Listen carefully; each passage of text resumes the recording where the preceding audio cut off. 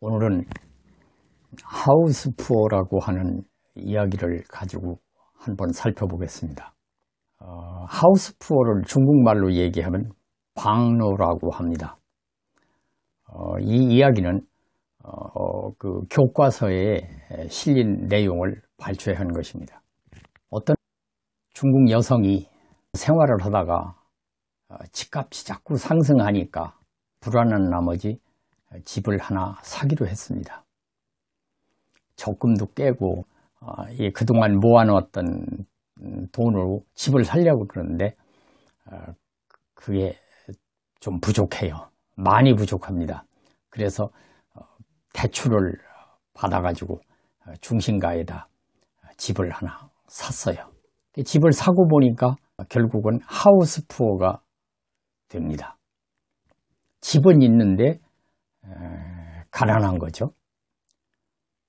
가능한 한 빨리 돈을 갚기 위해서 허리띠를 졸라매는 생활을 시작합니다.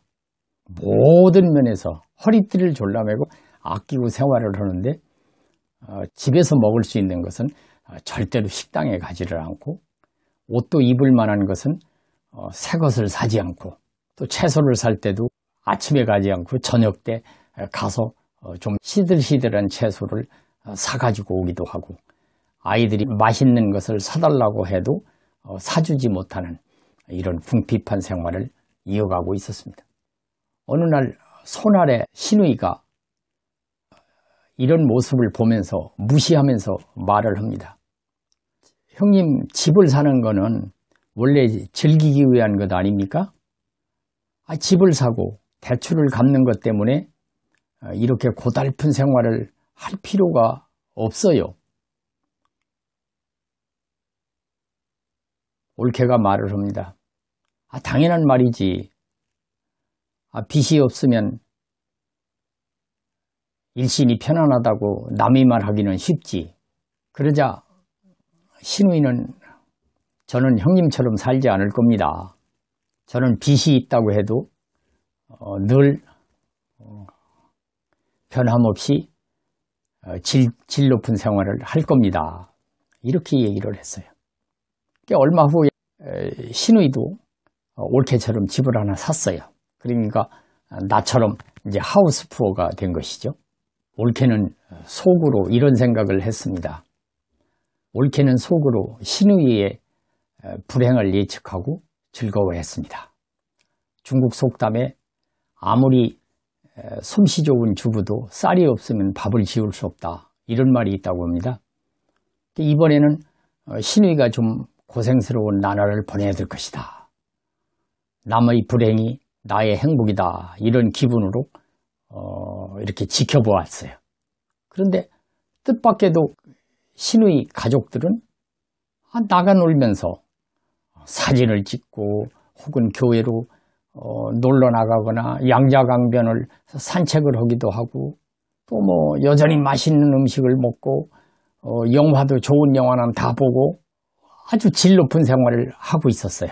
그래서 자세히 보니까 음식을 먹는데 식당을 가는 것은 아니고 재료를 사다가 인터넷에서 레시피를 찾아가지고 맛있는 음식을 집에서 해 먹어요. 그리고 어느 날인가는 재료를 사가지고 우리 집에 와가지고 그 음식을 해줬는데 정말 맛있고 또 배부르게 먹은 일도 있어요. 주말이면 백화점을 가요. 그런데 백화점에 가서 물건을 사는 것이 아니라 백화점에서 구경만 하고 거기에서 봐뒀던 그 옷을 인터넷에서 아주 싸게 사기도 하고요. 영화 같은 것도 영화관으로 직접 가지를 않고 최신 영화라 하더라도 인터넷에서 다운받아가지고 이렇게 보기도 하고, 또 밖에 나가서 뭐 사진을 찍고 뭐 이런 것은 큰 돈이 들질 않으니까 그대로 하고, 운동도 계속해요. 운동은 헬스클럽에 가지 않고 그 동호인들끼리 약속을 해가지고 탁구라든지 배드민턴을 치기도 하고, 또 광장모라고 해가지고 광장에서 춤을 추는데 집단으로 추거든요. 거기에 가서 춤도 추면서 운동도 해요. 그리고 뭐 오이라든지 수박을 사오게 되면은 그 껍질로다가 얼굴에 마사지를 하는데 마사지 팩을 따로 사질 않는다. 신우의 남편은 아주 독서를 즐기는 독서광이에요. 근데 집 주변에 있는 대학 도서관이나 공공도서관에 가서 책을 빌려다가 읽는다, 이런 얘기죠. 올케의 그 찌들리고 고달픈 생활을 비교하면서 의기양양해서 이렇게 말을 했어요. 형님네는 월급도 저희보다 많고 빚도 저희보다 적은데 형님네 삶의 질은 저희보다 아주 낮아요. 형님네는 그냥 사는 것일 뿐이고 저희들은 삶을 누리는 거예요. 이러면서 의기양양하게 이야기를 합니다. 속으로 괘씸한 생각도 들지만은 그 말이 틀리지 않는 말이에요. 곰곰이 생각을 해봅니다. 그런데 신우이 부부는 둘 다 대학생 출신입니다.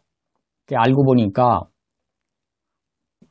하우스푸어에도 지식형이 있고 비지식형이 있다. 나 같은 비지식형을 정말 부끄럽게 만들고 있다. 뭐 이런 내용입니다.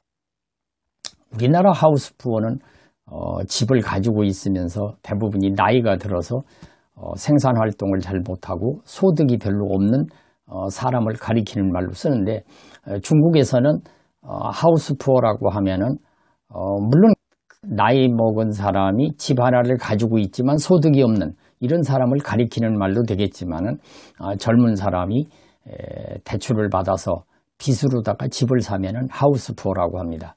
그것을 중국말로 방노다, 황노 이렇게 표현을 합니다.